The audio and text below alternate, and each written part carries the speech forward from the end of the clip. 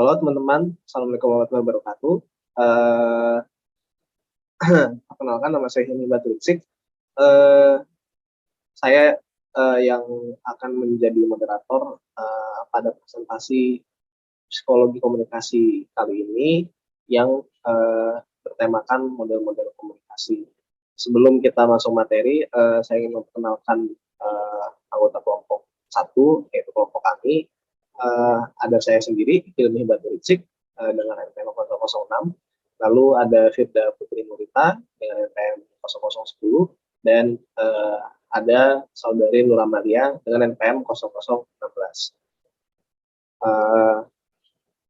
Kita langsung membahas materi pertama, yaitu arti dari model komunikasi itu sendiri. Jadi model komunikasi atau model itu sendiri adalah representasi fenomena baik kata maupun abstrak dengan menonjolkan unsur-unsur terpenting fenomena tersebut. Jadi kalau kita ngebahas model ini kita harus punya unsur-unsur yang bersifat penting dalam komunikasi antar individu. Nah, menurut Sereno dan Mortensen, model komunikasi merupakan deskripsi ideal mengenai apa yang dibutuhkan terjadinya komunikasi. Lalu berdasarkan Aubrey Fisher, model adalah analogi yang mengabstraksikan dan memilih bagian dari keseluruhan sifat atau komponen yang penting dari fenomena yang dijadikan model gitu. Jadi yang namanya model nggak di komunikasi, nggak di bidang lainnya, model itu merupakan deskripsi ideal dan juga mengabstraksikan bagian dari keseluruhan begitu. Jadi itu sedikit pengertian dari model komunikasi. Habis itu kita membahas model komunikasi dasar atau stimulus respons. Jadi kalau kita ngomongin stimulus respons atau teori stimulus respons dalam psikologi itu kita pasti membahas tentang behavioristik gitu. Jadi ada keterkaitan antara stimulus respons dengan psikologi behavioristik atau aliran behaviorisme gitu. Nah, model stimulus respons ini adalah model komunikasi yang paling dasar. Nah, dia dipengaruhi oleh disiplin psikologi, khususnya beraliran behavioristik. Jadi kayak tokoh-tokoh seperti Thorndike, terus Skinner, habis itu Dewar dan Miller, itu juga punya andil dalam pendewasaan teori stimulus respons. Jadi model ini menunjukkan komunikasi sebagai proses reaksi yang sangat sederhana. Contoh dari pola stimulus respons itu seperti seorang lelaki yang mengedipkan sebelah matanya untuk seorang wanita, dan wanita itu kemudian tersipu malu. Sama contoh yang kedua itu ada seseorang tersenyum dan kemudian Anda membalas senyuman saya. Jadi ibaratnya dalam model komunikasi paling dasar itu ada yang menjadi stimulus, ada responnya juga ada stimulus tersebut. Nah, itu merupakan model komunikasi yang paling dasar. Habis itu kita ngebahas juga model-model komunikasi lain yang lebih berkembang daripada teori stimulus respons atau model komunikasi dasar stimulus dan respons. Pertama itu ada model Aristoteles, yang kedua ada model Laswell, yang ketiga ada model Shannon dan Weaver, yang keempat ada model Schramm, yang kelima ada model Wesley dan McLean, yang keenam ada model Thayer, yang ketujuh ada model Berlo, sama yang terakhir ada model Tubbs. Nah, kita bahas dari model paling klasik atau disebut juga model retoris, yaitu modelnya Aristoteles. Jadi menurut Aristoteles itu komunikasi itu modelnya persuasi. Jadi persuasi yang dapat dicapai oleh siapa Anda, yaitu kepercayaan Anda atau bahasa Indonesianya etos, argumen Anda, yaitu logos atau logos dalam pendapat Anda, dan dengan memainkan emosi halayak, pathos, yaitu emosi halayak. Jadi karena komunikasi menurut Aristoteles itu dia merupakan tindakan persuasi, jadi harus mempengaruhi emosi dari lawan bicaranya juga atau komunikannya juga gitu. Nah, dalam model Aristoteles ini mengandung 3 unsur. Yang pertama sumber yang mengirimkan pesan, yaitu sumbernya. Yang kedua ada pesan yang dikirimkan, informasi, dan yang ketiga ada terima pesan, yaitu komunikasi. Habis itu kita ngebahas model yang lebih berkembang dibanding Aristoteles, itu ada model Laswell. Laswell itu mengemukakan 3 fungsi komunikasi, yaitu pengawasan lingkungan yang mengingatkan anggota-anggota masyarakat akan bahaya dan peluang dalam lingkungan. Yang kedua, ada korelasi berbagai bagian terpisah dalam masyarakat yang merespon lingkungan. Sama yang terakhir ada transmisi warisan sosial dari suatu generasi ke generasi lainnya. Jadi kalau misalnya dalam pandangan model Laswell ini, pandangannya lebih sosiokultural gitu. Jadi nggak cuma untuk mempengaruhi atau bukan cuma untuk mempersuasi satu pihak atau massa, tapi dia ngebahas juga aspek-aspek sosiokultural dalam komunikasi. Selanjutnya dalam model Laswell ini ada beberapa aspek yang harus kita pahami dan kita ingat. Yang pertama itu unsur sumber, yaitu siapa. Jadi unsur sumber ini dia merangsang pertanyaan mengenai pengendalian pesan. Yang kedua ada unsur pesan, yaitu berkata apa dalam bahasa Indonesia, merupakan bahan untuk analisis isi. Yang ketiga itu ada saluran komunikasi yang di channel yang mana, dikaji dalam analisis media. Yang keempat itu ada unsur pertama, yaitu untuk siapa, dikaitkan dengan analisis khalayak. Dan yang kelima itu ada unsur pengaruh dengan efek apa, yang jelas dihubungkan dengan studi mengenai akibat yang ditimbulkan pesan komunikasi massa pada khalayak pendengar atau pembaca. Jadi mulai dari model Laswell ke atas ini sudah membahas komunikasi massa yang lebih modern. Nah, untuk slide selanjutnya saya serahkan kepada saudari Nur Amalia. Tempat dan waktu dipersilakan. Baik, untuk model yang selanjutnya itu ada model Shannon dan Weaver. Nah, model ini sering disebut juga sebagai model sistematis atau model teori informasi. Model ini memiliki pengaruh yang paling kuat dibandingkan dengan teori model komunikasi yang lainnya. Model Shannon dan Weaver ini juga lebih menyoroti kepada problem penyampaian pesan berdasarkan tingkat kecermatannya. Nah, model ini melukiskan suatu sumber yang menyandi atau menciptakan pesan dan menyampaikannya melalui suatu saluran kepada seorang penerima yang menyandi balik atau mencipta ulang pesan tersebut. Dengan kata lain, model Shannon dan Weaver ini mengasumsikan bahwa sumber informasi menghasilkan pesan untuk dikomunikasikan dari seperangkat pesan yang memungkinkan. Nah, perangkat dari komunikasi ini terdiri atas pemancar dan saluran. Pemancar atau transmitter itu yang mengubah pesan menjadi sinyal yang sesuai dengan saluran yang digunakannya. Sedangkan saluran atau channel adalah medium yang mengirimkan sinyal atau tanda dari transmitter ke penerima, to receiver.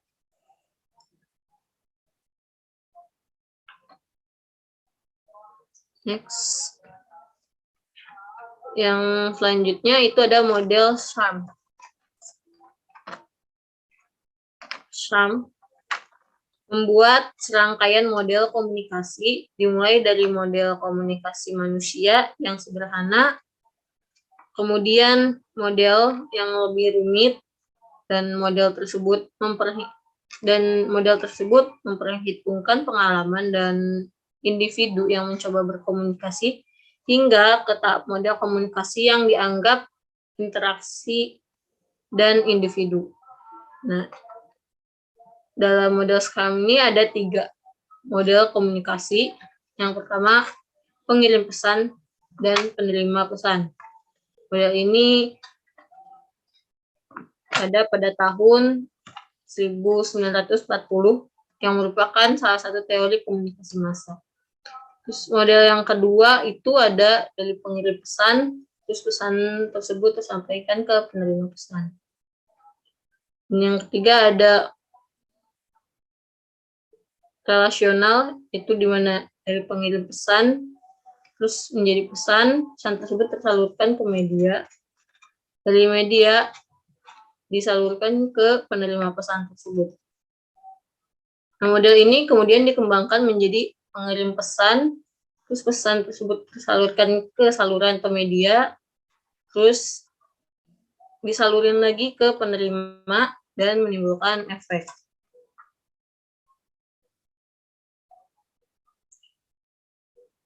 Menurut Schramm, komunikasi membutuhkan setidaknya 3 unsur, yaitu sumber atau source, pesan atau message, dan sasaran atau destination. Sumber ini bisa seorang individu atau suatu organisasi komunikasi. Yang kedua ada pesan. Pesan ini dapat berbentuk tinta pada kertas atau tulisan, lambaian tangan, bendera, atau gelombang suara di udara. Dan yang ketiga itu ada sasaran. Sasaran ini berupa individu yang mendengarkan atau menonton dan membaca. Dari ketiga model tersebut, Schramm lebih menekankan pada komponen efek dan analisis efek. Model selanjutnya ada model Weasley dan MacLean. Weasley dan MacLean ini merupakan teoretikus komunikasi. Mereka merumuskan suatu model yang mencakup komunikasi antar pribadi dan komunikasi massa. Dan mereka juga memasukkan umpan balik sebagai integral dari proses komunikasi tersebut. Nah, model ini dipengaruhi oleh model Newcomb. Dalam model ini, mereka menambahkan jumlah peristiwa, gagasan, objek, dan orang yang tidak terbatas, yang semuanya merupakan objek orientasi, dan menempatkan suatu peran C di antara A dan B, dan menyediakan umpan balik. Perbedaan umpan balik dari komunikasi antar pribadi dan komunikasi massa itu adalah umpan balik dari penerima dalam komunikasi antar pribadi bersifat segera, sedangkan dalam umpan balik dari komunikasi massa itu bersifat menima atau tertunda. Sumber dalam komunikasi antar pribadi ini lebih beruntung dan daripada dalam komunikasi massa. Maksudnya dalam komunikasi antar pribadi ini sumber dapat langsung memanfaatkan umpan balik dari penerima untuk memastikan apakah pesan tersebut sampai atau tepat pada sasaran dan sesuai dengan tujuan komunikasinya atau tidak. Sedangkan dalam komunikasi massa, umpan balik ini dapat mengalir dengan 3 arah. Yang pertama dari penerima ke penjaga gerbang atau pemimpinnya, yang kedua dari penerima ke sumber media massa, dan yang ketiga ada dari pemimpin pendapat ke sumber media massa. Jadi dalam model ini terdapat 5 unsur, yaitu objek orientasi, pesan, sumber, penerima, dan umpan balik. Selanjutnya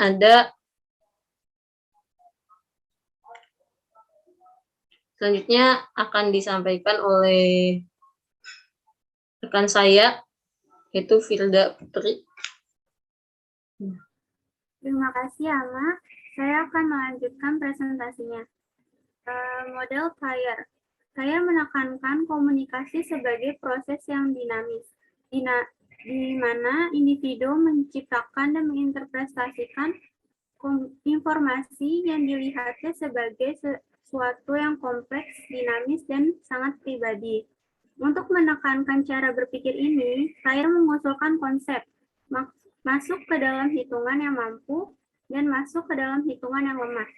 Menurutnya, kemampuan dan kerentanan kita mengarah cara kita memperoleh, memproses, menghasilkan, dan menyebarkan informasi.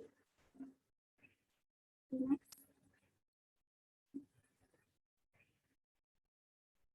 Model ini menggambarkan komunikasi sebagai proses yang dinamis dan menekankan beberapa ide kunci lainnya. Pertama, pesan yang diperoleh penerima tidak pernah identik dengan yang dikirim oleh seorang sumber. Yang kedua, penerima mendapatkan sejumlah pesan dengan kemampuan memproses atau memahaminya dalam cara yang berbeda-beda. Yang ketiga, orang bisa bertindak sebagai pengirim sekaligus penerima pesan, dan pergantian dari satu ke yang lainnya tidak selalu jelas. Yang keempat, informasi yang diterima dapat bekerja sebagai umpan balik. Model Berlo. Model ini dikenal dengan model SMCR. Kepanjangan dari source atau sumber, message atau pesan, channel atau saluran, dan receiver atau penerima.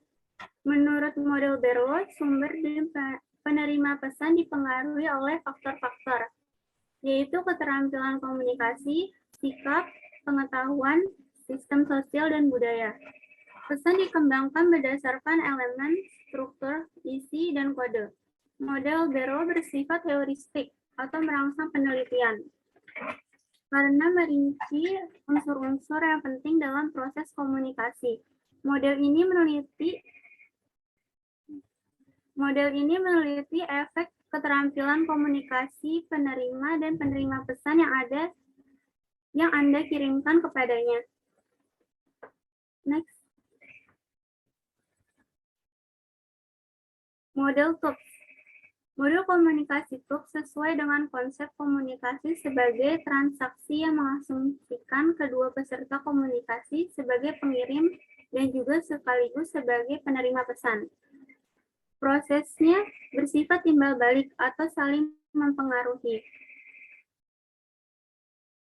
Gangguan dalam model TOPS dibagi menjadi dua gangguan, yaitu gangguan teknis dan gangguan sistematik. Gangguan teknis adalah faktor yang menyebabkan si penerima merasakan perubahan dalam informasi atau rangsangan yang tiba.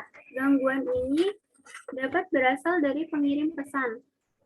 Lalu gangguan sistematik adalah pemberian makna yang berbeda atas lambang yang disampaikan pengirim. Yang presentasi dari saya kembalikan ke moderator. Oke,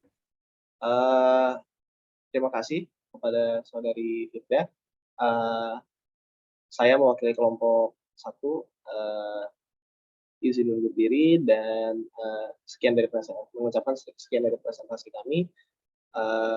Kurang lebihnya mohon dimaafkan. Kembali lagi terima kasih atas perhatiannya. Assalamualaikum warahmatullahi wabarakatuh.